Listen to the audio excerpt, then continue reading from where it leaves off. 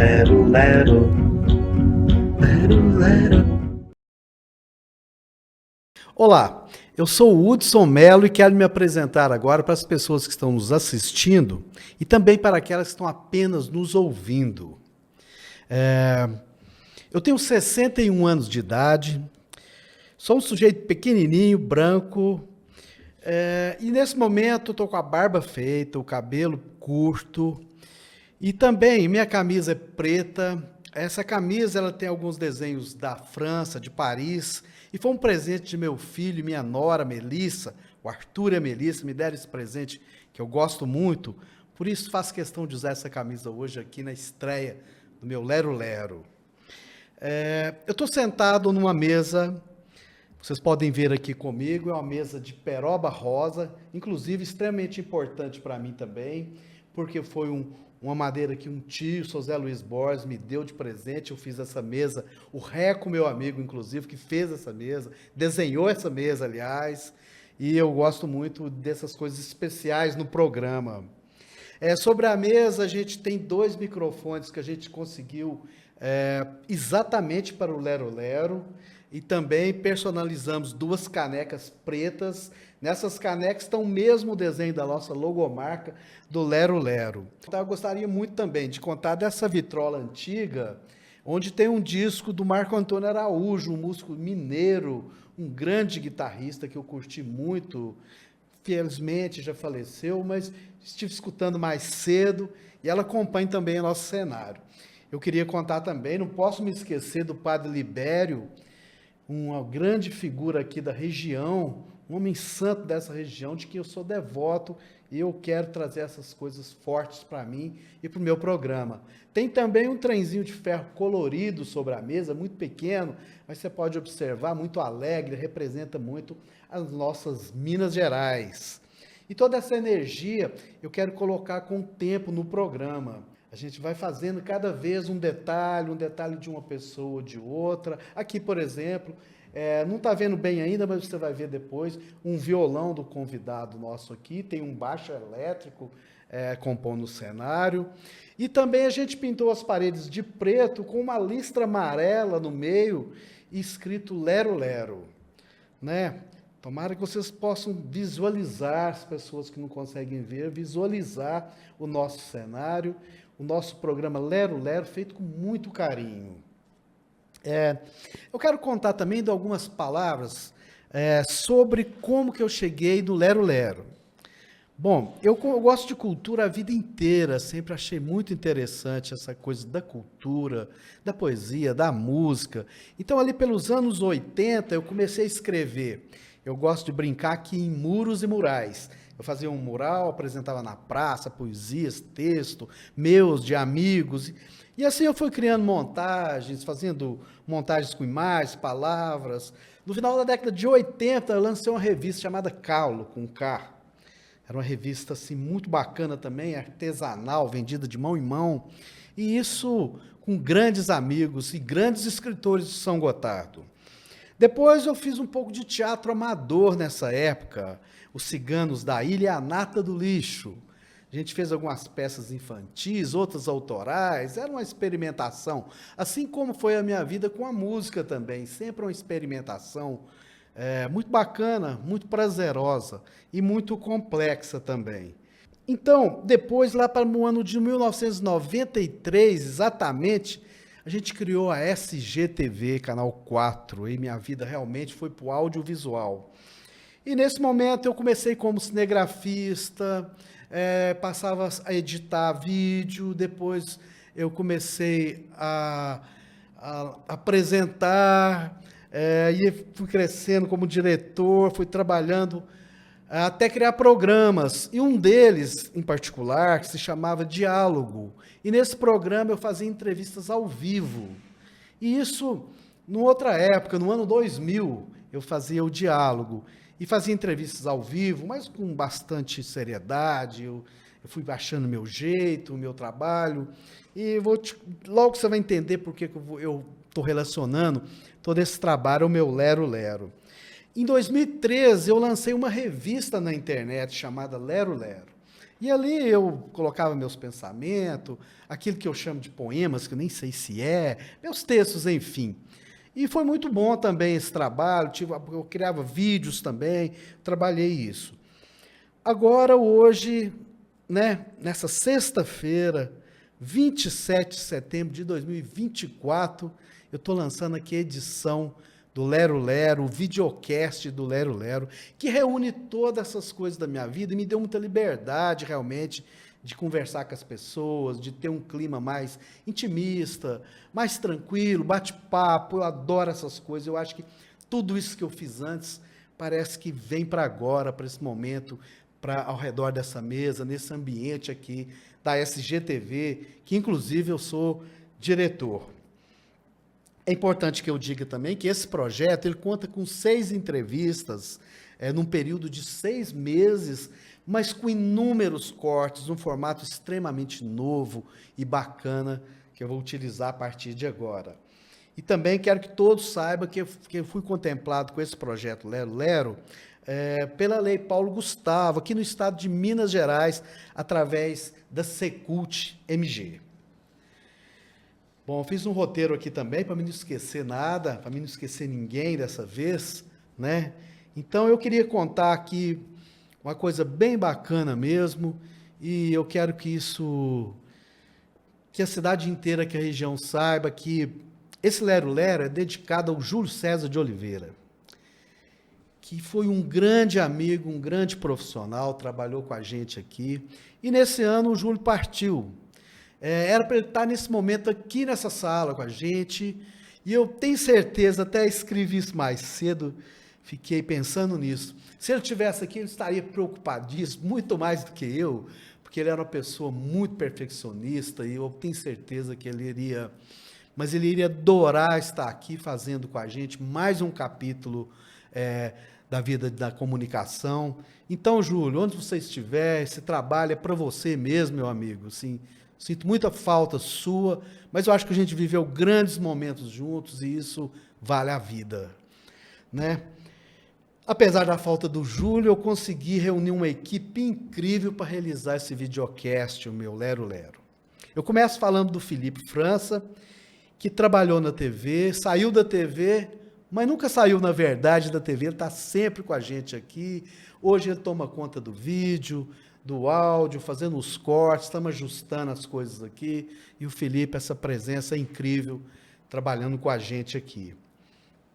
A Maria Tereza, claro que eu não poderia deixar de falar da Maria Tereza, que no projeto a gente combinou que ela faria divulgação nas redes sociais do Lero Lero. Na verdade, a Maria tem feito a direção desse programa, me ajudado no cenário, nos mínimos detalhes, tem a participação, tem a mão carinhosa da Maria aqui, nos ajudando a fazer um programa bacana. Quero falar também das minhas filhas, minhas gêmeas, da Alice e da Carolina, que, nossa, faltam adivinhar o que eu preciso para me ajudar a fazer as coisas. A Alice, que foi quem fez esse projeto comigo, que me ajudou a escrever esse projeto e viabilizar o projeto do Lero Lero. Ela mora longe daqui, mas ela faz coisas imagináveis para mim e pelo programa. Ela e a Cacá. Muito obrigado a vocês. E agora que eu apresentei o meu espaço, né, eu quero convidar uma nova pessoa do grupo nosso aqui, da equipe do Lero Lero, que faz um trabalho incrível. Por favor, Gabriel, venha para cá, vamos conversar um pouquinho aqui. É isso aí. Ô, professor, por favor, a honra tê-lo conosco aqui. Cara, é um prazer enorme, que felicidade. Felicidade é minha, professor. Inenarrável aqui esse momento, viu? Muito obrigado, professor. Sua presença também ajuda a melhorar isso, sabe? Acho que Que maravilha. Sempre quando eu pensei em fazer o Lero Lero, já pensava, falei, Gabriel, faz questão. Que é isso. E abrindo assim a série de vídeos, né? Abrindo o programa, para mim é uma honra gigante. Professor, para quem não conhece o professor Gabriel, o professor Gabriel é de Rio Paranaíba, e eu também tenho muita honra de tê-lo aqui conosco, porque eu acho que a gente começa com um mestre realmente, sabe? Um mestre da música e da arte de viver mesmo, assim. É uma coisa que eu estava contando para a Maria esses dias. Quando é a Maria e o Gabriel, eu não teimo, Porque é uma juventude que eles têm um entendimento das coisas fora do comum, sabe, professor? Eu admiro muito isso em ouvir vocês. Isso aí é uma honra, eu fico feliz demais. Eu acho incrível assim, essa coisa sabe, de como essa percepção de vocês, assim, eu gosto muito. Obrigado. E continuando apresentando o professor Gabriel, eu queria agradecer para ele aqui, por exemplo, que eu fiz uma brincadeira, gravei um pequeno áudio no Lero Lero ali, né, para fazer a abertura do meu programa, e o professor me salvou dessa brincadeira, fez uns arranjos, vocês devem ter escutado aí na abertura e vão escutar daqui para frente. Então, o talento do Gabriel salvou, inclusive, a minha trilha sonora, né, professor? Tudo começa na ideia, né? E a ideia foi sensacional, né? Não tinha muito o que fazer, não. Foi seguir o planejamento ali e tá tudo certo. Bondade sua, professor, bondade sua. Hoje, realmente, nessa abertura, então, a gente tem um mestre do violão que vai estar aqui. Inclusive, eu perguntei para ele, vamos fazer umas levadas rítmicas aqui no nosso programa também, professor? Do jeito que você achar melhor. Pessoa tranquila, né, professor? Sem engano. Você falou, tá falado, Hudson. Aqui isso é que manda. Oh, muito obrigado, professor. De qualquer forma, muito obrigado pela sensibilidade, pela inteligência, por estar aqui no interior, fazendo música, dando aula. E da mesma forma como eu me apresentei, professor, eu queria te pedir para também se apresentar para as pessoas que estão nos assistindo e para aquelas que estão apenas nos ouvindo. Perfeito. A palavra é sua, professor. Bom, meu nome é Gabriel Alexandre Rocha, conhecido como Gabriel Rocha, né? Sou branco, 1,75 m, uso óculos de grau, ligeiramente calvo, né? Estou usando aqui uma camisa preta, né? Geralmente músico, 99% do guarda-roupa do músico é camisa preta, né? Então hoje não poderia ser diferente. Bom, e a gente passa agora a conhecer o Gabriel mais um pouquinho, né? Professor, o senhor é de Rio Paranaíba mesmo? Nascido e criado em Rio Paranaíba. E se manteve no interior? Ali as raízes são muito fortes, sabe? Família muito forte, muito apego, né? Vira e mexe, eu passo uns dias fora, uma temporadinha fora e sempre estou de volta, não consigo ficar sem, não. Você, como eu, agora, você está no interior fazendo música e o seu trabalho. Inclusive, o professor é uma das poucas pessoas que eu conheço nessa região que vivem de música. Eu tenho um sonho comigo que ele possa ser valorizado suficientemente para viver realmente de tocar música. Eu sei que o professor rala muito na questão das aulas, né, professor? Uhum. Mas assim, professor, essa questão de ter ficado no interior, não ter ido para a cidade grande, ter se mantido no interior, foi uma opção? Como é que foi isso?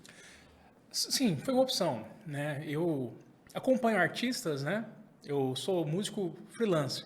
Se tem algum cantor que precisa de um violão ali no show, ou mesmo em gravação, né, guitarra também, geralmente ele me contrata, me passa o repertório antecipadamente, eu vou lá e faço o show.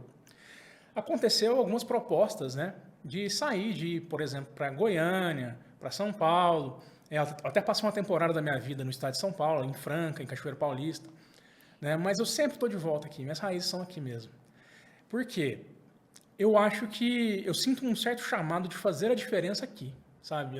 Eu sinto que a nossa região necessita de música e necessita de que os próprios músicos enxerguem a diferença que eles podem fazer na vida das pessoas, sabe? E se valorizem também, sabe? Então, a minha meta, meu objetivo de vida é levar música para o pessoal daqui mesmo, que é tão carente nesse quesito. Então é com alegria que você ficou no interior? Com alegria, total. Não foi aquele sofrimento, não consegui... Não, vira e mexe, pinta algum convite e tal, mas por enquanto eu tô aqui, a não sei que seja um convite muito, né, aí a gente pode pensar, mas, né, geralmente não vale a pena, não. Gosta de estar no interior, professor? Eu gosto demais. Acho que minha vida é isso aqui. Cidade grande me estressa, Hudson. Me acelera. Eu gosto do silêncio.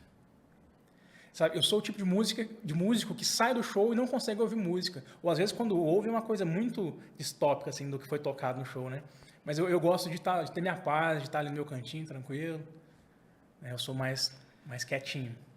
Professor, eu sei que na sua adolescência também, eu acho que até eu já procurei esse registro aqui na SGTV, imagina que a gente tenha, Você tocou em bandas junto com a galera, rock and roll, essas coisas? Eu comecei assim, entre aspas, né?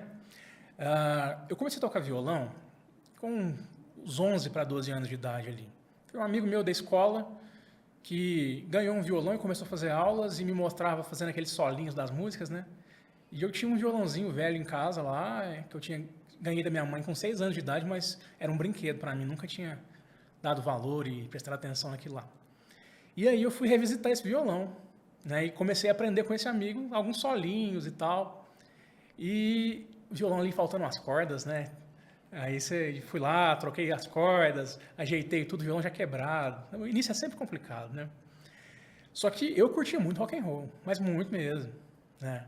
E na minha cidade, alguns integrantes, inclusive, eram aqui de São Gotardo, né? Existe uma banda chamada Carolina 4. Então, isso que eu me lembrei de Meu você início dizer. na música foi cantando nessa banda, cara. Foi cantor na banda? Cantor, professor? acredita? Cantor. Eu conto, ninguém acredita nessa história.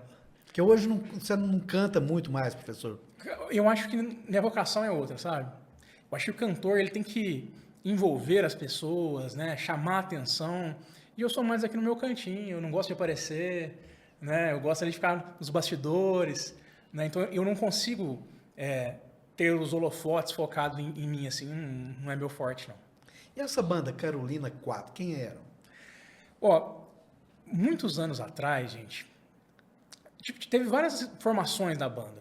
Eu lembro que o primeiro vocalista chamava Anderson Rezende, se eu não me engano. Hoje ele é até pastor.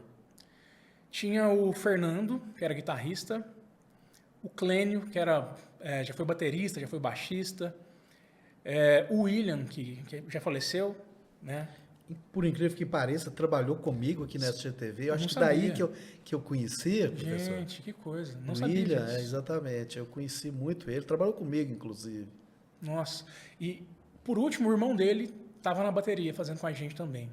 Mas era assim, banda adolescente, né? Mas foi o que abriu as portas para a música para mim. Foi onde eu pude conhecer pessoas que trabalhavam mesmo, que viviam profissionalmente de música, né? Por exemplo, nós fomos gravar umas músicas em Uberlândia, né? Eu pude conhecer algumas pessoas lá. Isso eu era muito novo, eu tinha 13 anos, né? 12, 13 anos. Mas já estava no mundo, né? Minha mãe morria do coração, mas deixava. E eu lembro que a gente foi gravar em Uberlândia, depois a gente foi gravar em Ibiá, no estúdio do Chacalaca, saudoso Chacalaca. E lá eu recebi um convite para cantar na banda dele. Tinha uma banda de baile na época, a banda Axis. E tinha uma agenda de show grande, tocava no estado inteiro, até fora do estado, né? E eu aceitei, fiquei lá com eles. E acabou que eu virei, foi guitarrista lá. Eu deixei de cantar, falando que era aprender a tocar esse negócio direito. Né? O Jorge, né, o Chacalaca, é um músico sensacional, toca todos os instrumentos com maestria. E eu lembro que o meu cachê era trocado em aulas com ele. E eu ficava por lá fazendo aula. E foi aí que eu comecei a desenvolver e conhecer pessoas do ramo, né? Que foi o que me levou realmente para a música. Então você estudou com ele também? Estudei com ele. Meu primeiro professor formal foi ele. Porque no início, as primeiras músicas que eu aprendi foi esse coleguinha meu que me ensinava. Um outro colega chamado Ataxers também, que hoje está em São Paulo, me ensinava algumas músicas. Mas principalmente eu comprava umas revistinhas na banca de revista que tinha lá em Rio Paranaíba, que tinha as cifras. E eu aprendi com aquilo lá. Né? Aí você aprende, cheio de mania, cheio de vícios, né? Aí depois, como professor, tudo muda, né? Você tem que corrigir as coisas e tal. Então, eu passei a entender como a música funciona depois das aulas com o Chacalaca. Aí daí pra frente, eu tive dezenas de professores, procurei gente no Brasil inteiro, fora do Brasil. Depois de estudar no Conservatório em Patos de Minas, né? Onde eu fiz violão clássico, estudei harmonia, estudei improvisação, né? Então lá eu pude expandir os horizontes. E culminou que o meu grande sonho era fazer faculdade de música, né? Você já sabia disso há um tempo, professor? Foi só na época? Como é que aconteceu? O meu sonho era fazer faculdade de música, porque eu tinha uma necessidade de buscar coisas novas, sabe? Saber, de aperfeiçoar, que eu achava que eu só ia conseguir lá. E foi uma decepção, cara. Só serviu para pegar um diploma. E o diploma também eu nunca usei para nada, não. Cara, foi uma decepção total. Nesse ponto você fala por causa essa coisa do estudo formal ali dentro da universidade? Porque 99% do que foi me passado na faculdade de conteúdo, né? Não, a vivência foi muito proveitosa, mas o conteúdo eu já tinha aprendido na vida, com os outros professores, né? Então, música se aprende tocando, principalmente. Quando você fala em estudo, o que você está falando realmente, assim? Qual o maior tempo de estudo você já chegou? E hoje em dia, por exemplo, ainda? Quando eu era adolescente, quando eu comecei, meu tempo livre inteiro era com violão. Era, sei lá, 18 horas por dia, no dia que eu não dormia. E para mim foi um choque muito grande quando eu entrei nessa banda do Chacalaca, porque eu aprendi as musiquinhas lá nas revistinhas, né? Aí cheguei lá, eu tinha que aprender para uma banda de baile, para um show, 80 músicas. Nossa. Em 2 dias. Para mim foi um choque enorme. Eu estava começando a aprender a tirar música de ouvido. Só que lá eu acho que adiantou muitas coisas para mim, sabe? Você viver assim 10 anos no período de 1 ano só. Eu fiquei totalmente imerso. Então eu dormia abraçado com o violão, acordava com ele. Era impressionante. Agora hoje, eu quase que durmo e acordo com o violão também. Mas é a trabalho, né? Eu dou aula quase que o dia todo. Né? Eu tenho que aprender os repertórios do fim de semana, quando vem os shows. Eu tenho que... As gravações que eu faço, né? As produções que eu faço. Então, o tempo para estudar de fato e para buscar uma melhora é bem menor, é bem reduzido. Mas eu tento tirar de 1 a 2 horas por dia ainda. Professor, não sei se você já viu o Tim Maia falando. É. Acho muito interessante que ele dando um conselho para as pessoas. Ele é muito gozador, muito satírico, né? Aí ele falava, ó, não seja músico. O músico, ele estuda mais que o médico e depois ele ganha muito menos que o médico. Então, não seja músico. O que você acha dessa brincadeira do Tim Maia, professor? Minha mãe falava comigo, estuda, menino. Eu entendi estúdio, aí eu vivo gravando hoje. Então, cara, mas é verdade. O músico estuda bastante, porque uma vida só não dá para aprender metade do que a gente precisa saber. Para tocar de verdade, para entender como a música funciona. Porque a música, ela é uma manifestação do comportamento humano, né? Então, são quantas tradições, quantas culturas, né? Então, é grande demais, é uma coisa que transcende a gente, né? E aí eu vou tentando, vou perseguindo ali, tropeçando e tentando ir atrás, mas o caminho eu acho que é esse, né? É não parar. E no interior, né, professor? Eu imagino assim que a coisa às vezes... Eu não sei também se é mais difícil no interior, na cidade grande. Eu imagino que sim, né, professor? O fazer musical no interior é mais complexo, né? Por quê? Você tem menos oportunidades, né? Você tem menos portas para você bater e menos ainda portas que se abrem, né? Consecutivamente. Então, por exemplo, a nossa região é muito forte na música sertaneja, né? Principalmente essa música pop nova, né? Que o pessoal fala que é sertanejo, mas não é mais, né? Então, eu, principalmente, quando eu me apresento, faço shows, é com duplas sertanejas, com cantores sertanejos, né? Então, quando eu estou gravando, por exemplo, a maioria da demanda de gravação é música sertaneja também. Em segundo lugar, talvez música gospel, né? Mas as músicas que eram sucesso, onde a música brasileira foi conhecida, eu quase não toco mais, né? Quase não tem demanda mais. Imagino eu que na cidade grande isso seria diferente, né? Cidade grande, uma metrópole, né? Você tem demanda para tudo, né? Aqui não, aqui é mais pessoal mais focado só no sertanejo e pouquíssimos outros estilos. Mas você trabalha também com a parte de produção musical. Sim, sim. Conta pra gente. Essa experiência, né, de tantos anos acompanhando cantores, eu sempre fui prestando atenção não só no violão que eu toco, na guitarra que eu toco, mas entender como a música realmente funciona, né? Como foi feito o arranjo, que instrumento que entra em cada parte, como é que funciona a estrutura da música, né? Aqui tem um refrão, volta na onde, né? Eu sempre fui ligado com essas coisas.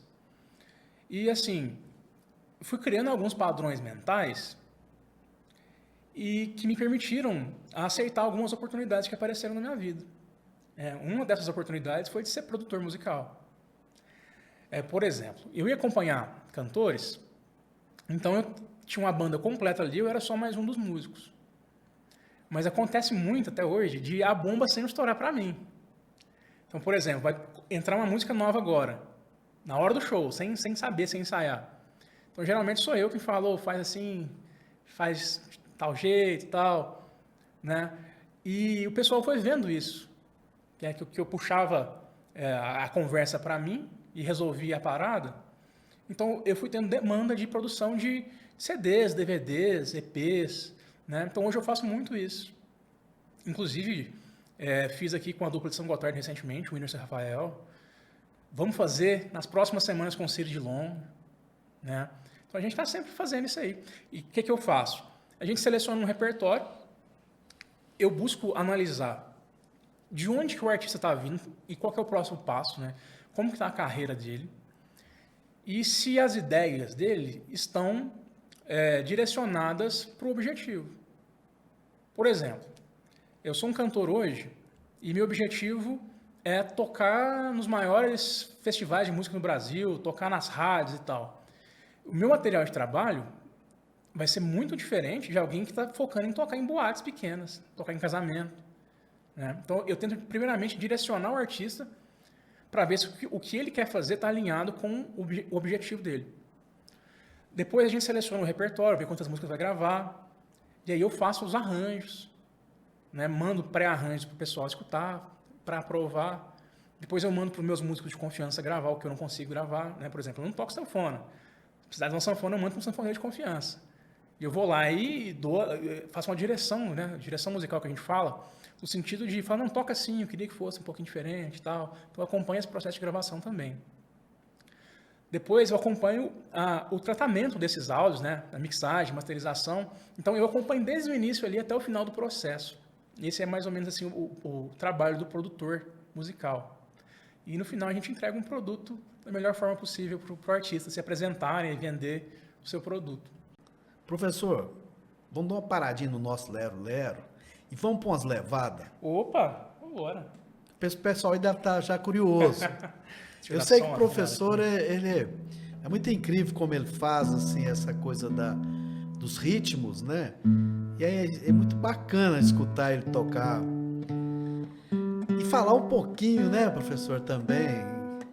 Eu gosto muito disso aí, geralmente você me coloca em situações diferentes. Um violão desafinado acaba com o sujeito, né, professor? Com o músico. E o triste é que ele nunca está afinado.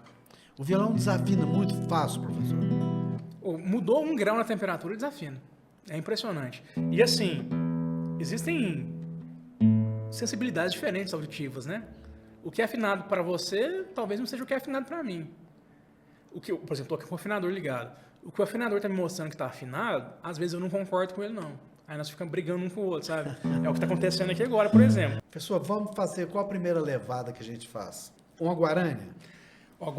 Guarânia é muito comum. É uma música oriunda da fronteira ali, né? Fronteira argentina, uruguaia. Então, o sul está cheio de guarânias. É um ritmo, o pessoal às vezes fala que é um ritmo em 3/4, mas na verdade é um 6/8. É relativo ali, mas tem uma pequena diferença. Por exemplo, eu faço a guarânia assim.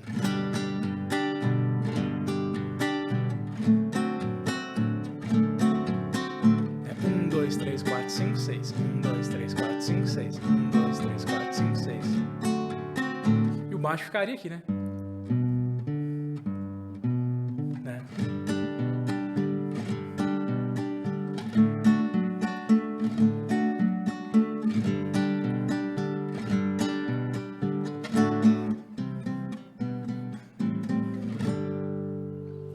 Continuando, uma coisa próxima da guarânia, professor. Se a gente acelera um pouquinho a guarânia, vira o que o pessoal chama de rasqueado. Um pouquinho que a gente acelera, já dá uma intenção diferente, né? Mais fronteiriça mesmo, né? Mais gaúcha ali, talvez. Um pouquinho mais que você acelera, vira o chamamé.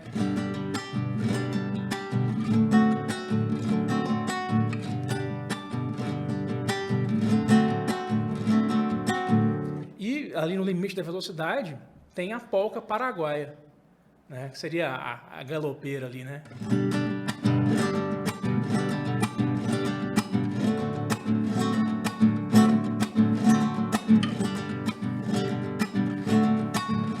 É, 1, 2, 3, 4, 5, 6, 1, 2, 3, 4, 5, 6, 1, 2, 3, 4, 5, 6, 1, 2, 3, 4, 5, 6. E bonito perceber como isso, a evolução dos sons, né, professor? Assim, de como um povo, às vezes fronteiriço, como você está dizendo, se expressa de uma forma, e o outro está ali próximo já de outra forma, né? É impressionante isso aí. É por isso que eu falo, todas as vivências influenciam na música. Né? Uma coisinha que muda ali na sociedade e já está mudando um pouco a música. E, por exemplo, você entrega o violão para outra pessoa fazer isso que eu fiz, já vai fazer diferente de mim. E tem gente que acha que está errado ou que está certo. Até um certo contexto não existe certo ou errado, né? Só que eu sempre busquei procurar como que as pessoas fazem isso na fonte.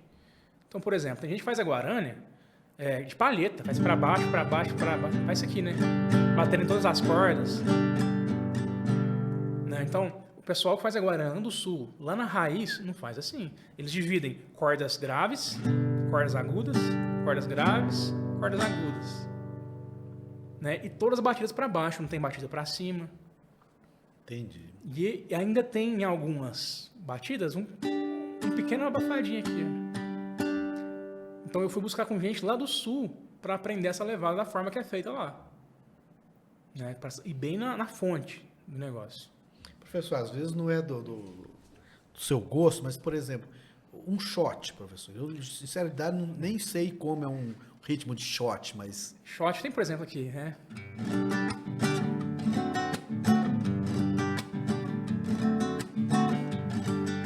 Você vê muito Fala Mansa fazendo isso aqui, né? E tem aquele shot da música sertaneja também, Gini Geno usa muito.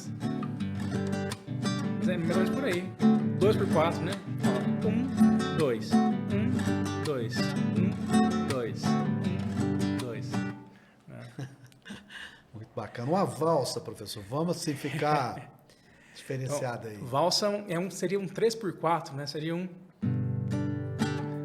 bem simples aqui, né? Quem tá começando no violão geralmente toca assim.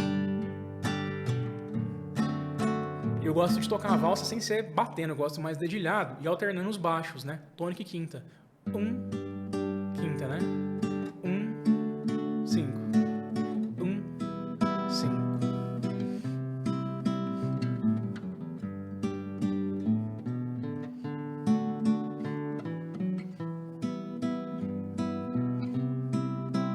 E valsa é mais sereno, mais tranquilo. Certo. Um bolero, professor. Bolero é interessante. Bolero é um ritmo muito interessante, porque tem o bolero que é usado na música sertaneja, né? Que as duplas antigas, né?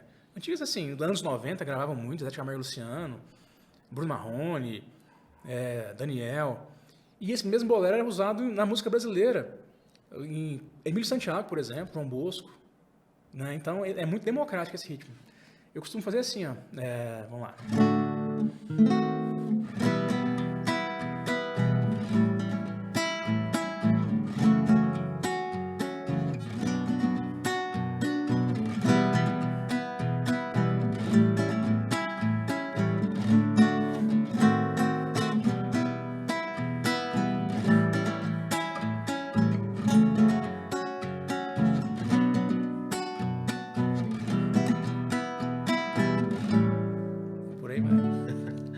Professor, vamos lá para o norte, escutar um baião.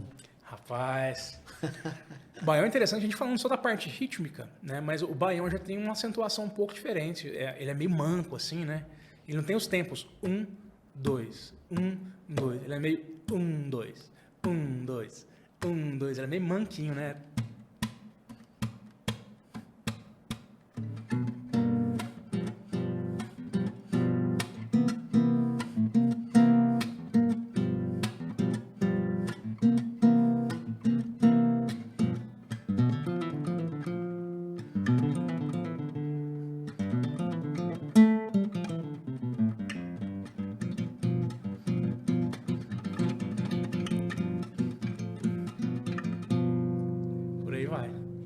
Grande baião do Luiz Gonzaga. Exatamente. Muito bonito isso, né, professor? Então, é muito rica a nossa música brasileira, né? Demais.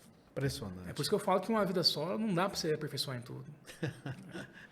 Agora, assim, uma coisa, professor, vocês têm o projeto Brasileiríssimo, nós não falamos ainda, que eu amo de coração, assim, acho importantíssimo. Você e o Marcelo Castro, não é isso? Isso. Professor, vocês também tocaram muito no projeto Brasileiríssimo, a canção brasileira, assim, muito encorpar essa canção. Que ritmos você poderia, por exemplo, nessas nossas levadas, vocês tiraram ali? Por exemplo, tem o samba, né? O samba, nossa grande Eu gosto música, muito né? do João Bosco, né? Que faz ali o Partido Alto.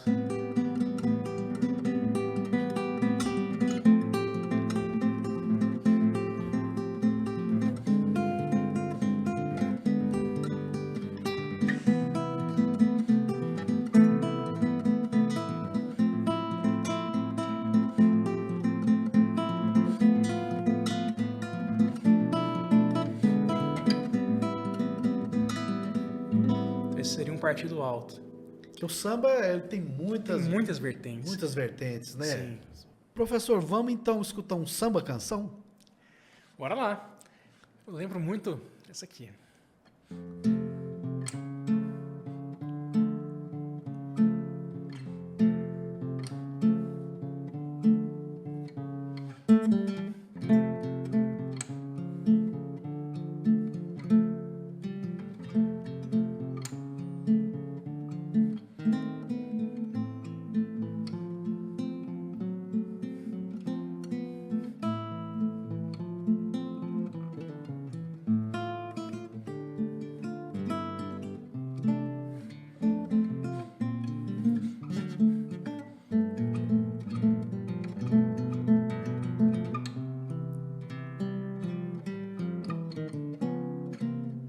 Então, uma condução de baixo, né? Diferente.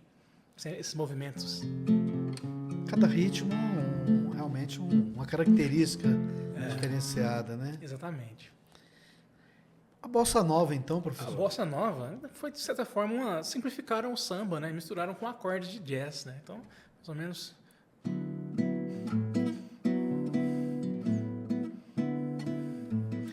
Pegaram os acordes aqui, por exemplo. Aqui tem um acorde com sexta e nona. O samba era mais simplesão mesmo, né? Uns ré normal. Por que não? Que eles botaram as dissonâncias. Cara de gringa.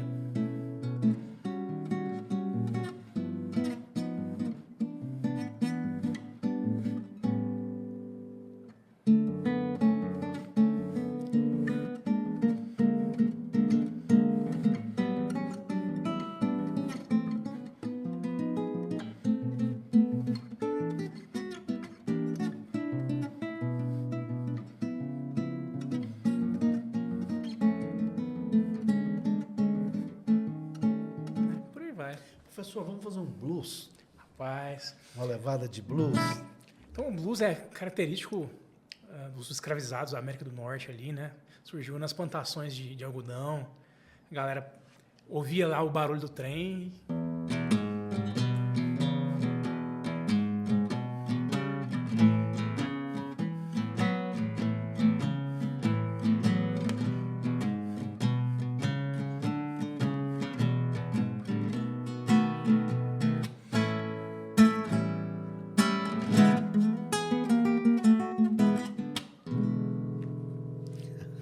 Daí podemos dar aquele pulo para o rock and roll, né, professor? Rapaz, é rock and roll. Ali o Chuck Berry da vida ali, né? É bem parecido, né? Vem tudo daí. Só que aí já foi uma coisa mais acelerada, né? Por exemplo.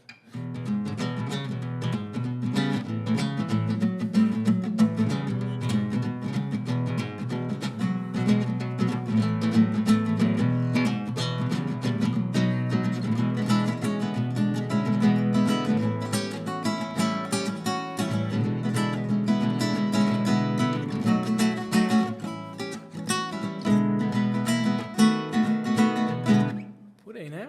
É um blues meio acelerado, né? O rock and roll dos anos. Professor, eu estou pensando aqui, queria te perguntar uma coisa que eu sempre achei interessante, né?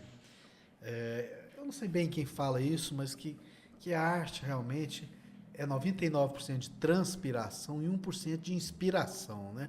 A gente até falou um pouquinho mais cedo sobre essa questão do ouvido absoluto, você brincou com o ouvido obsoleto, estamos no relativo, né, professor? Eu queria que você falasse um pouquinho disso, sabe? Dessa relação do estudo, do trabalho, da dedicação, e também relacionar isso para mim, por favor, com essa coisa do músico que toca de ouvido, de partitura. Como é que é esse universo para você, assim, de muito estudo, de estar sempre com a música do seu lado, trabalhando nela, compartilhando suas dores, suas alegrias com a música. Como é que é essa história? Tem uma frase do Nelson Faria que eu acho que é a que mais resume isso aí, de forma maestral, assim. Músico, ser músico é como você querer subir uma escada rolante que está descendo. Pra você se manter no mesmo lugar, você tem que estar fazendo esforço. Senão você vai para baixo. Então, para você se manter tocando razoavelmente, você tem que ter uma rotina de estudo. Senão é só daí para trás. Porque a gente está envolvido com memória muscular, memória motora, né? Então, se você não praticar, vai só perdendo. Não é igual andar de bicicleta, não. Eu acho que o máximo que eu fiquei sem tocar violão na vida foi um mês, que eu tive que fazer uma cirurgia, aí deu uma complicação lá e fiquei um mês sem tocar. Cara, quando eu pus a mão no violão de novo, eu chorei, porque eu achei que eu não sabia tocar mais. O cérebro estava em dia, a mão não me respondia. Né? Até tocando aqui agora há pouco, você pode ver, não tive tempo de aquecer, não tive tempo de... Né? Então, acaba tendo um tropeço ou outro, ao vivo é assim mesmo. Às vezes a gente vê algumas coisas na internet, né, que foi gravado, foi editado, está ali muito pronto, mas ao vivo tem algumas imperfeições, né? Muitas das vezes devido ao fato dessa rotina estar pecando um pouco nisso aí, né? Por exemplo, eu tento separar 1 ou 2 horas de estudo, mas não é sempre que dá. E 1 ou 2 horas de estudo não dá para você repassar tudo que você precisa. Só o que a gente comentou hoje, a quantidade de ritmos que a gente viu. E cada ritmo desse, eu não gosto de chamar muito de ritmo, não, eu gosto de chamar de estilos, né? Porque você tem uma vivência por trás daquilo ali. Então, por mais que eu toque um blues, eu nunca vou tocar um blues como um afro-americano que viveu isso na pele, que entende os lamentos, que coloca a dor dele nas frases. Nunca vou fazer isso. Assim como o norte-americano nunca vai tocar um samba igual um brasileiro. Porque você está exposto a isso aí muito cedo, né? Então, falando da questão que você colocou com leitura de partitura, tocar de ouvido, eu vejo que existe um preconceito muito grande. O pessoal fala que ler partitura mata o swing, mata a interpretação. Cara, pra mim, Gabriel, é uma balela total. Isso é desculpa de preguiçoso. Alguns dos maiores músicos que eu já vi na vida, tocando na minha frente, estavam tocando lendo. A nossa música reflete também as nossas mazelas como seres humanos, né? Então, se o ser humano, eu, por exemplo, se eu boto desculpa nas coisas, boto dificuldade, eu acabo criando realmente uma desculpa para não fazer acontecer. Então, se eu acho que partitura é difícil de aprender a ler, é difícil de dominar isso, realmente não é fácil. É igual você aprender a ler, né? É outra língua, outra linguagem. É você colocar a música no papel, digamos assim. Então, vai tempo. É demorado, é doloroso. Então, é mais fácil eu criar uma desculpa, né? Não, quem toca com isso aí não tá com nada, não tem expressão, não tem, né? E o outro lado também acontece. Por exemplo, a galera da música erudita que só toca com partitura fala mal de quem toca de ouvido. Mas eu acho que tem que haver um equilíbrio, né? O músico profissional, na minha concepção, ele tem que conseguir usar todas as ferramentas a favor dele. Precisa tocar de ouvido, vamos embora. Se botar uma partitura na sua frente, você tem que se virar. Tem um ditado entre os músicos que fala que se você quiser que um guitarrista pare de tocar, é só pôr uma partitura na frente dele. E é isso, cara. Agora, como é cultural, a galera do sopro, que toca sax, trombone, trompete, os caras são craques na leitura. Então é meio que cultural de cada instrumento. Eu acho que as ferramentas têm que ser dominadas, principalmente com relação ao músico profissional para poder entregar um trabalho, né? Tem trabalhos que são mais complexos, que você vai gravar, por exemplo, e o maestro te dá uma partitura, onde você tem que fazer o desenho da música que ele escolheu. Você não pode interpretar, você tem que entregar aquele projeto daquele jeito. Agora tem outros projetos que é mais livre, né? Que você coloca o seu som, você tem liberdade de colocar a sua cara ali. Agora, como estudante de música, a partitura te abre vários mundos, né? Por exemplo, igual a gente falou, a partitura ela é a escrita musical. Então, existe um divisor de águas em antes de haver a escrita e depois de poder escrever tudo. Conhecimento oral. Imagina só, o tanto que as coisas vão mudando, né? Quem conta um conto aumenta um ponto. A mesma coisa para a música. Imagina a quantidade de música que se perdeu, né? O fazer musical que se perdeu porque não tinha uma forma de registrar isso. Então, a escrita musical revolucionou isso aí. Né? Então, para estudar os seres humanos como pessoas e para estudar a evolução da música é totalmente necessário, não tem como fugir disso, não. Gabriel, vamos fazer um outro momento aqui no nosso Lero Lero. Eu queria te perguntar assim, um momento que marcou bastante a sua vida, que te ensinou bastante. Sim, no estalo, você consegue lembrar? Ah, os momentos duros, geralmente, que ensina a gente, né? Mas é engraçado que eu tenho memória seletiva, eu esqueço os momentos duros. Eu fico com o ensinamento, mas esqueço os momentos. Mas se for para colocar aqui agora um momento marcante, com certeza foram shows, né?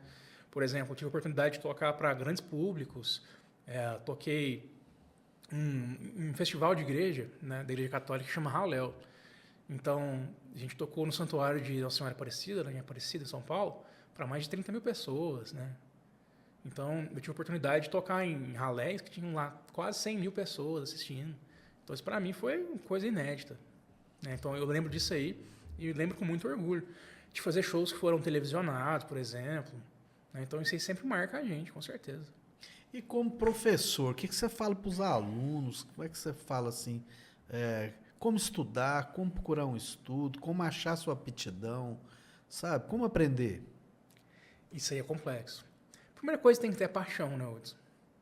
Porque eu me coloco no lugar de quem está começando. Se eu fosse começar a tocar alguma coisa hoje, com tudo isso que o mundo está oferecendo, com videogame, com telefone, com internet, não sei o quê, eu tenho medo de não ter foco para isso, né? A única coisa que pode salvar a pessoa de tudo isso que o mundo está oferecendo é realmente amar, né? É ter o amor pela música, pelo instrumento. E assim, de cada, sei lá, 50 alunos que passam por mim, uns 5 tem. Então é pouco, né? Quem realmente quer se dedicar, quer aprender, quer aprofundar e quer pagar o preço. O preço é caro. Tem hora que eu olho para trás e penso assim, será que valeu a pena? Porque, de certa forma, eu abri mão da minha vida, né? Onde a família estava comemorando, os amigos comemorando, eu estava em outro lugar tocando. Réveillon, em vez de estar com a namorada, eu estou em outro estado tocando. E aí, até que ponto vale pagar esse preço? Né? Não é uma profissão comum. Você tem que amar mesmo, não é pelo dinheiro. Se fosse pelo dinheiro, a gente não ia, não. Então, eu tento, o aluno está levando isso a sério, eu tento mostrar esse lado para ele. Que o principal que vai te fazer evoluir é o amor pela música. É realmente a questão do sofismo, né? Ter amor por aquele conhecimento ali. Eu queria te pedir agora uma canção. Vamos lá, eu gosto muito do violão brasileiro. Quem é das antigas vai lembrar de um famoso violonista, Dilermando Reis. E vai conhecer essa aqui. Vamos ver se eu consigo tocar, hein?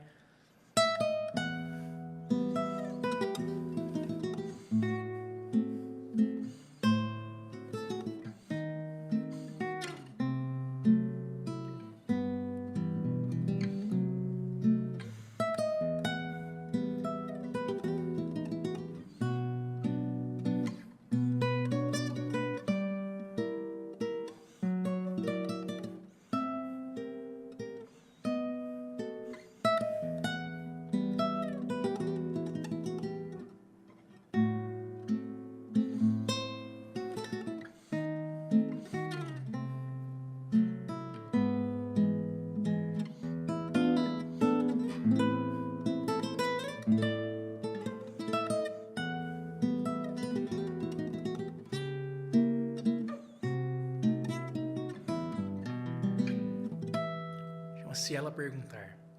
Muito Por aí bonito, vai. professor, muito bonito. Desculpa os erros, né? Mas ao vivo é assim mesmo. Mas a gente percebe que parece que matematicamente é perfeito, né, professor? Existe, parece que uma coisa espiritual realmente nesses acordes, né? E assim, se eu for interpretar a coisa matematicamente, realmente soa sem vida, né? Como se o computador tocasse. Eu vou tocar o que está escrito na partitura, por exemplo, eu vou tocar assim, ó.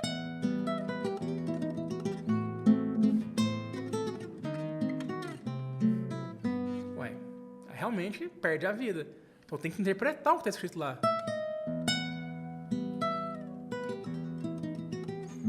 Eu brinco com o andamento, eu desacelero. Acelero. Desacelero de novo, né? Brinco com a intensidade das notas. E por aí vai. Professor, fala para nós mais uma vez, eu gostaria de frisar isso para o telespectador, do projeto Brasileiríssimo, vocês trouxeram com a gente com os 30 anos da SGTV, nós participamos um pouco. Te amadureceu esse projeto? Como é que foi isso?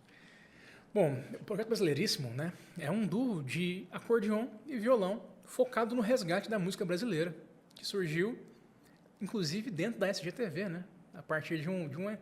Amadureceu em uma entrevista que a gente fez aqui, o Marcelo e eu. O Marcelo Castro é historiador, lá de Rio Paranaíba também, e a gente pegou músicas relevantes na história do cancioneiro brasileiro e colocou nossos arranjos de forma instrumental. E, através daquele projeto seu, a gente pôde gravar uma série de vídeos contando a história dessas músicas, colocando as músicas em ambientes relevantes para a história de Rio Paranaíba e contando um pouco da história desses ambientes também.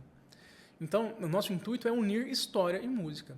Nossas apresentações, a gente sempre foca em tocar os nossos arranjos e falar dos compositores, contar as histórias por trás das músicas.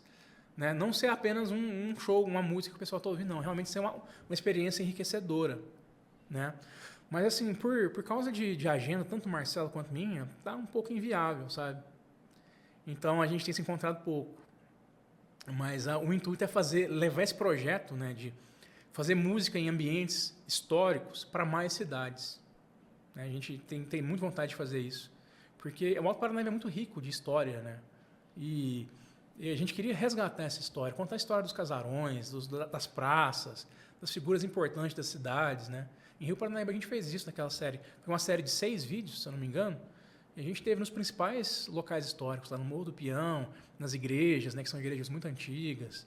Então foi sensacional, uma experiência única, né, que eu tive o prazer de escrever os arranjos, né, e passar para o Marcelo para a gente fazer junto e tal.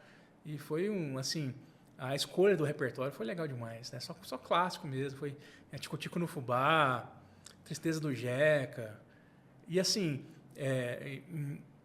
estilos muito diferentes um do outro, né, teve baião, teve samba, teve choro. Foi legal demais. Gabriel, também eu acho muito interessante sua vida, assim, como que tem nuances bem diferenciadas umas das outras, mas que acabam se reunindo ali, como eu falei no começo do programa, a gente acaba, você faz teatro aqui, música dali, você vai juntando as informações para amadurecer sua expressão, né? Uhum. Eu achei muito interessante a questão da festa do Rosário, que eu acho que é uma paixão que você também tem, imagino. E agora, nosso amigo Gabriel é presidente da Associação dos Filhos de Nossa Senhora do Rosário em Rio Paranaíba. Isso, Irmã Leite do Rosário. Lá. Conta para nós essa história também, mestre. Isso foi uma oportunidade que veio através do mestre Jeremias brasileiro, né? Hoje mora em Uberlândia, que é o antigo presidente da associação. Né? Por estar longe da cidade, ele viu a necessidade de ter alguém mais próximo acompanhando, né, a movimentação, entendendo as dores do pessoal, entendendo as demandas, para poder resolver as coisas burocráticas mais fácil. Né? E Marcelo e eu, junto desse projeto Brasileiríssimo, ano passado, nós gravamos um documentário falando de uma comunidade de Rio Paranaíba, popularmente conhecida como Alto do Querosene. Né? Surgiu como uma comunidade negra lá, a gente foi contar a história disso aí. E eu basicamente cresci ali também, né? E conheço todo mundo, e a gente foi escutando as dores, escutando as demandas, e eu sempre gostei muito da cultura afro-brasileira, da cultura afro em geral, da cultura brasileira, da história brasileira, sempre me chamou muita atenção, sempre li muito sobre, e sempre tomei as dores, né? Da questão de racismo, questão por exemplo, já tem uns anos que não tem festa do Rosário no Rio Paranaíba, eu já estou louco com isso. Né? Que isso aí não pode acabar de jeito nenhum. Questão das novas gerações, né? De perpetuar o congado, o Moçambique, Catupé para as novas gerações. Isso é importante demais, cara. E não tem muita coisa sendo feita. Né? Em Rio Paranaíba, principalmente. Né? Na minha concepção, tem que haver incentivo para as crianças, né? Oficina de congado, aulas, qualquer coisa que seja, tem que acontecer. E o mínimo que é ter a festa de Nossa Senhora do Rosário. Então, o nosso objetivo é voltar com essa festa lá o mais rápido possível. E é interessante, né, professor, que nós estamos vivendo uma época tão tecnológica, então parece que para você manter uma tradição hoje em dia também é preciso usar dessas ferramentas. Com certeza, da mesma forma, né? modernizar, né? Você falou em oficinas, né? Acho que um tempo atrás ali era quase que um absurdo você falar fazer uma oficina sobre o cantupé, sobre o ritmo africano dos Moçambique. Não, né, professor? Não. Acho que tudo são ferramentas, tudo são É uma tradição, oportunidade de manter é uma a arte, cultura, né? Com certeza. Isso tem que ser utilizado, as redes sociais, a tecnologia, para isso mesmo. Porque você acha de tudo na internet, né? Por que não botar isso? Né? É uma parte da expressão humana, é uma parte da expressão do Brasil que vai se perder fácil se não acontecer. Saindo um pouco aí da cultura afro-brasileira, a folia de reis é outra coisa que vai se perder se nada for feito. Né? Agora, Eu olho muito para esse lado daí, sabe? Da memória. A memória tem que ser preservada. E, por exemplo, em Rio Paranaíba, poucas pessoas olham para esse lado aí. a gente vê, eu vejo o Marcelo tocando a sua sanfona nos ternos de folia. Muito interessante ver isso, né, professor? Eu Demais. sinto uma falta disso, das pessoas, realmente, todas as pessoas da comunidade virar o olhar para a cultura, né? É uma coisa tão difícil, né? Não sei porquê, né? Mas, assim, tá faltando muito isso, né, professor? Assim, da valorização, da expressão do Voltando povo, né? ao que você falou há pouco sobre o interior. Um dos problemas do interior é esse. É a falta de incentivo para com a cultura mesmo, para com a história, a memória. Né? Eu vejo que nas capitais existe uma preocupação maior em guardar essas tradições, né? Em conservar isso, passar adiante. E aqui o pessoal ainda não parece que não atinou para a importância disso. E realmente é interessante. Eu faço parte da fundação, né, que gerencia a SGTV e também tem outros projetos, mas eu acho muito, muito comum e muito estranho isso, de que, por exemplo, por ser uma fundação cultural, é como se ela não tivesse a mesma pegada, a mesma importância de uma fundação assistencial, sabe? Assim, parece que a visão que existe na comunidade, de certa forma, é como se a cultura ainda não fosse essencial, né, professor? Isso que eu queria dizer. A impressão que eu tenho é essa. Não é? Eu sinto hoje em dia tanto necessidade disso, de mostrar para as pessoas que a cultura, que a alegria, ela é tão importante quanto comer, ela te ajuda a dividir melhor os pratos, a dar um sabor melhor para as coisas, né, professor? Eu entendo, né, por exemplo, o peso que é colocado em cima de saúde, educação, infraestrutura. Extremamente importante, né? é claro. A gente tem que não apenas sobreviver, mas viver. Como é que você vai viver sem cultura, sem música, sem arte? Não é isso? E o pessoal hoje em dia confunde cultura com entretenimento. Confunde cultura com pão e circo. Então eu sou um pouco revoltado com essas coisas aí, sabe? Então, se nós formos entrar nesse assunto, vai ficar polêmico. Né? Porque eu acredito que não é por esse lado aí. Né? Cultura não é fazer um show do Gustavo Lima. Não. Não mesmo. Né? Na minha concepção, cultura é você promover, você valorizar, você guardar para as próximas gerações as práticas da sociedade, né? Dos comportamentos da sociedade, que são relevantes, que moldaram a nossa sociedade hoje. Né? Eu entendo o que você diz e vejo que, por exemplo, a gente não tem nada contra, nós falando do Gustavo Lima, Não, nada ele a ver. tem o seu espaço, né, professor? Eu também acho muito esquisito, é que, de repente, os espaços que seriam preenchidos realmente por cantores populares da região, com a veia mais de tradicional, ou mesmo de experimentação, ser tomado por esse tipo de música comercial, né, professor? Assim, é uma covardia, de certa forma, e sei lá, um uso indevido de dinheiro público, sei lá, de Eu certa acho que forma. está desbalanceado, né? Tem espaço para tudo, igual você falou. Né? Só que, assim, o que é realmente cultural não está acontecendo.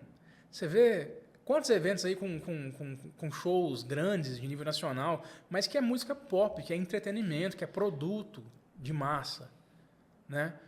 Mas que não leva realmente uma raiz, que não leva um porquê atrás, que não leva uma base, né? Por exemplo, o samba. O samba, existe toda uma história ali por trás, né? Diz que o samba, para ser samba, não pode ser 100% alegre, tem que ter um quê de tristeza, tem que ter um quê de lamento, porque foi o cenário que foi criado, né? Agora, a gente pega a música comercial, tá falando de botar chifre, de aceitar chifre, pornografia, cada vez pior, cada vez mais esdrúxulo, né? Então, que rumo está tomando a sociedade? Tá normalizando coisas, né? Crianças acompanhando artistas aí que falam putaria nas músicas, normalizando isso. Então, é complexo. A sociedade está tomando um rumo complexo. E eu vejo também, professor, parece que em certas regiões é diferenciado. Tem uma veia que pulsa muito forte assim com a cultura, realmente muito próxima. Eu acho que as empresas, por exemplo, elas investem na cultura, na dança, na pintura, na arquitetura, e investe na arte em si. Ela vê a importância disso e ela tira uma fatia do seu lucro e Sim. investe. Mas eu posso ser um pouco polêmico aqui, então? Vamos lá, claro. Acho que nós estamos fazendo nosso lero-lero também, né, professor? Isso eu acho até interessante, o lero-lero, isso. Para mim, conversar significa isso, nem só falar abobrinha, né, professor? Exatamente. Tem hora que a gente tem muito conversar as coisas sérias Sim, e assumir os riscos, né? Eu tenho reparado o seguinte, que nas cidades em que prefeituras tomam conta da pasta de cultura, a cultura tende a ser escanteada. Em cidades onde fundações, né, o terceiro setor toma conta da cultura, ela tende a ser melhor administrada. Um exemplo prático aqui próximo da gente é a cultura de Araxá, que é administrado, se eu não me engano, pela Fundação Calmon Barreto, né? Aquilo é um show, cara. E eu acho que é uma coisa que, do nível de Araxá, não tem outra cidade no Alto Paranaíba, não. É impressionante. E você vê essa parceria entre empresas e CBMM, tudo bem, tem empresas grandes por trás, mas isso é uma coisa que pode ser implantada em qualquer cidade, né? Por exemplo, todas as cidades aqui da região tem o Cicobi. O Cicobi apoia um negócio desse aí fácil. Basta correr atrás, basta ter... Né? Essa junção, né? Essa junção, poder exatamente. público, a iniciativa privada. Eu acho que não tem interesse, sabe? Não tem quem faz a ponte. Não, as próprias pessoas que administram, que estão ali, não sabem muito o que é cultura, nada, sabe?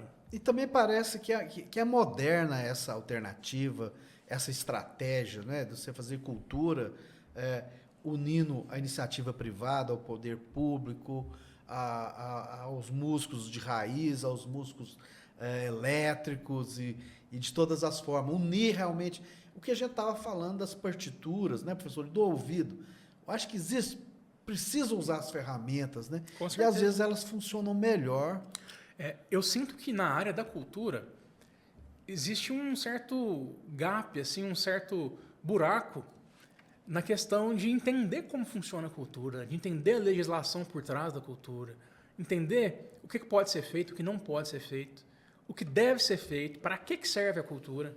Né? Eu quero promover o que aqui?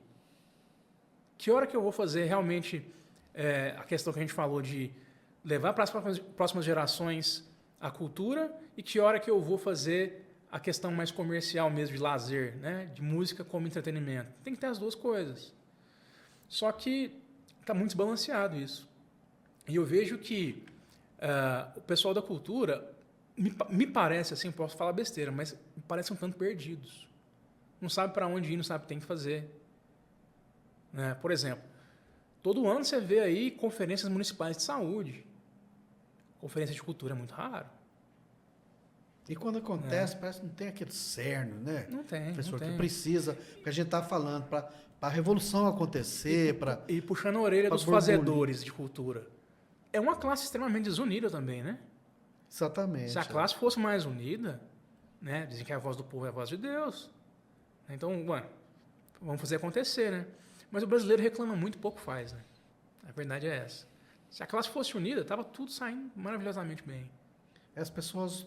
A gente tem uma mania de não assumir a barra daquilo que a gente acredita, Sim, não é mesmo? Assim, a gente sempre está mais para criticar do que participar Pra do fazer. processo. Então, a partir... Por um lado, eu não concordo muito com as coisas, sou um tanto revoltado com um monte de coisa cá entre nós, né? Mas, por outro, eu acho que o ser humano tem exatamente o que merece. Nós temos os políticos que a gente merece, Hudson, infelizmente. Né? Democracia é isso. Né? Um monte de... É onde os inocentes pagam para os pecadores, de certa forma, né?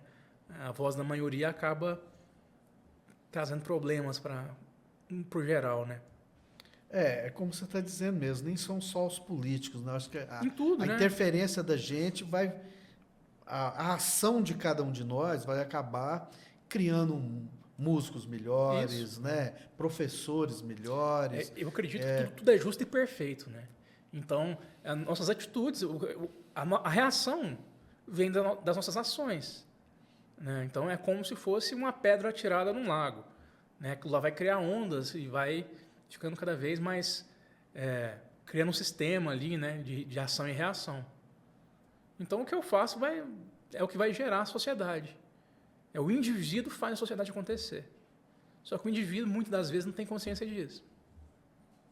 Você se sente fazendo sua parte? Como é que é isso, professor? Você se sente um pouco ainda, sei lá, canhestro ainda? Como é que você vê Eu sou isso? muito perfeccionista, então isso é um problema. Por um lado, eu acho que eu estou fazendo a minha parte. Por outro, eu acho que eu tinha que fazer muito mais. Sabe? Mas a questão, por exemplo, eu tento conscientizar as pessoas. Né? Eu sou muito até julgado por isso. Ó, falando da música aqui. É justo um músico tocar numa casa de shows, num bar que seja, e o cover, que a legislação fala que é para o músico, ficar para casa? Ficar para o dono da casa? E é o que mais acontece. Eu fico louco com isso porque é uma lei que não está sendo cumprida. Né? Por exemplo, você vai tocar em algum lugar, até a água que você toma te cobra, cara. E os músicos estão achando isso normal, então eu tento abrir o olho. Por exemplo, não sei se estou ficando velho, mas dali 1h30 de show, estou assistindo um show ali, por exemplo, pode ser quem for, eu gosto muito de Roupa Nova. Esses dias eu fui no show da Roupa Nova, deu 1h30 de show, eu já estava louco para ir embora, não estava aguentando ficar lá mais, sabe? A gente cansa. E eu vejo músico aí tocando 3 horas, 4 horas de prazo. Que loucura que é essa, cara? Você tem que ter uma jornada de trabalho, sabe? Né? Então, muitas das vezes, os contratantes, quem faz evento ali, os donos das casas, eles aproveitam da inocência dos músicos. E a minha parte para conscientização dos músicos e para mudar esse cenário eu faço diariamente. Né? Eu aponto, eu tento salientar que isso não deve ser feito, falo, cara, não faz assim. Né? Você está começando agora, mas não é por esse caminho que você tem que seguir. Pô, mas você está cobrando esse cachê? Não faz sentido, porque o dono do bar bota, sei lá, 1.000 pessoas no estabelecimento dele ali a R$100 cada. Ele está ganhando aí 3 zeros na frente do que você está ganhando. Então, se precifica melhor, entende o mercado. Então, se dê valor. Se dê valor. Então, minha parte eu faço nesse quesito aí. Só que a união faz a força, né? Então, falta união. Os músicos são a classe mais desunida que eu já vi na minha vida. Cultura em geral, né? Se tivesse essa união, cara, tava lindo. Porque, depois que passou a pandemia, olha a quantidade de evento que tá tendo. É impressionante. Sabe, o pessoal não tá achando atração para os eventos que tá fazendo. Só que os músicos não sabem especificar, estão tocando a preço de banana ali. Muitas das vezes fingindo que estão tocando, não estão tocando nada, né? Estão ali fazendo barulho na cabeça dos outros. E reclamando do cachê, reclamando de não sei o quê. Cara, é uma utopia muito louca isso aí também, né? Mas eu tento fazer a minha parte, correr atrás e conscientizar todo mundo, né? Porque é um trabalho, cara. Né? Eu tenho meu horário para entrar, eu tenho meu horário para sair, eu tenho meus deveres, meus direitos. E só que não é assim que o pessoal enxerga, a maioria das vezes. Professor, eu já sinto assim que você faz muito, cara. Muito mesmo, assim, porque igual a gente está falando mais cedo aí, eu sinto que viver a vida que você vive com a música no interior, eu já acho muito, faz muito, muita diferença. Professor, vamos fechar nosso papo de hoje, nosso Lero Lero. como você mesmo falou, acho que a gente vira à noite, né, professor? Se A gente deixar. vira à noite, porque a gente tem muito para falar e a gente Sim. sente que tem, da mesma forma que tem um grito preso na garganta de indignação, né, professor? Sim. Tem também um sentimento de muita alegria por estar podendo falar de música, poder falar de arte, né? Com certeza. Eu sinto muita falta disso, sabe? Acho que o Lero Lero, espero que seja um canal onde a gente possa falar isso e como você acabou de colocar, tocar nos pontos polêmicos, tocar nos pontos também de alegria, valorizar a vida, a arte, nossa cultura. Professor, eu te peço mais música para a gente fechar aqui e te agradeço demais sua presença aqui nesses estúdios da SGTV e aqui no meu projeto Lero Lero. Pô, é um prazer enorme. Eu quero agradecer o espaço que está sempre aberto para a gente, né? Nossa parceria já vem de muitos anos. É uma honra imensa poder contar contigo, estar sempre nos seus projetos, poder chamar de amigo. Né? Isso para mim não tem dinheiro que paga. E o Lero Lero é uma iniciativa inédita, né? Está dando voz para a arte, dando voz para as pessoas. Então, analisando o cenário de uns anos para cá, eu consigo enxergar hoje que realmente a gente, aos poucos, está mudando as coisas, né? Então, eu fico muito feliz e honrado de poder fazer parte disso junto contigo. Obrigado mesmo. Eu que agradeço, professor, agradeço mesmo. E sei que a gente, por mais que às vezes a gente vê, por exemplo, esse momento de queimadas, a gente acredita numa coisa meio utópica, o triste é não acreditar, né, professor? Acho que acreditar no sonho da gente e fazer acontecer sei lá, é ser vivo, né? Exatamente. Estar vivo é diferente de viver. É verdade. Bora fechar com música? Vamos lá.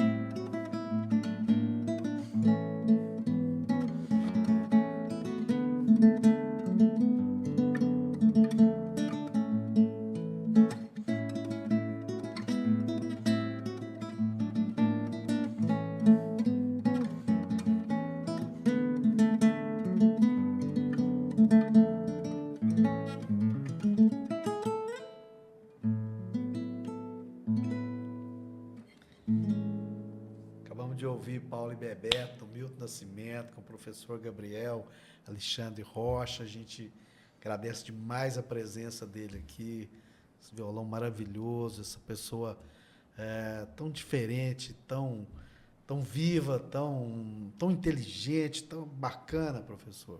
Muito obrigado realmente por isso.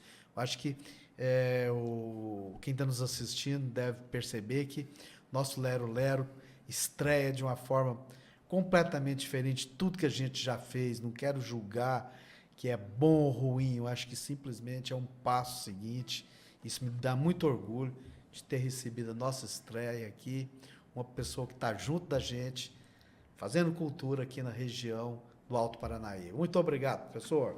Prazerão, meu irmão. Prazerão é meu. Coisa boa, rapaz. Eita, nós.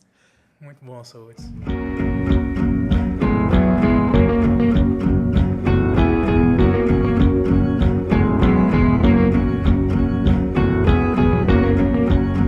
Lero, lero, lero, lero.